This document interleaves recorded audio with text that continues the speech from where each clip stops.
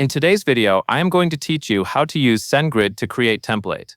If you want to send emails that look consistent every time, using a template is a great approach. A template lets you design your email once and then reuse it with different data later.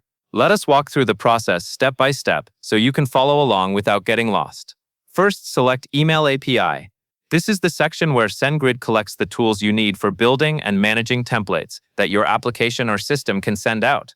When you choose Email API, you are telling the platform that your focus is on email delivery and template management. Next, select Dynamic Templates. Dynamic templates are designed to work with variable content.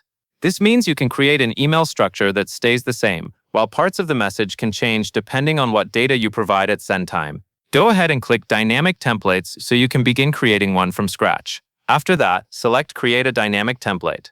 This action opens the setup area where you will define the basics of your template.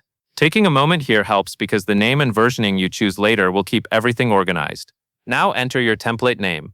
Choose a clear name that describes what the email is for, such as a confirmation email or a newsletter format. The template name is what you will recognize later, so it should be easy for you to understand even weeks down the line. Then select Create. This confirms the new dynamic template and moves you into the next stage where you will add the actual design and content. You might see that your template now has a base structure ready for versions. Next, select Add Version.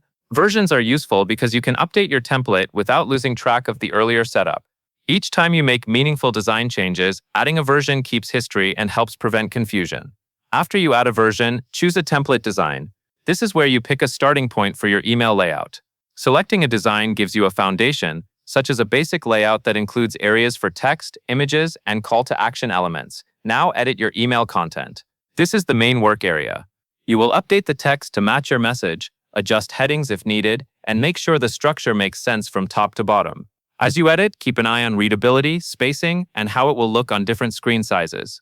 Within the content editing area, add text, images, buttons, and links. Add the message body you want recipients to see, and place images where they support the purpose of the email. When you add a button, make sure it clearly communicates what will happen when it is clicked, and connect it to the correct destination using the link field. Links are also important for any referenced information, such as terms, a help page, or a website. Once you have updated the content, preview your email template. Previewing lets you check the final appearance before you save. Look for alignment issues, missing elements, broken images, or any content that does not fit properly.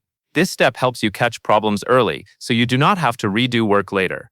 Finally, select Save Template. Saving stores your work into the version you created, making it ready for use when you send emails through Sendgrid. After saving, you can return to the template later, and you can continue refining it by adding new versions if you need improvements.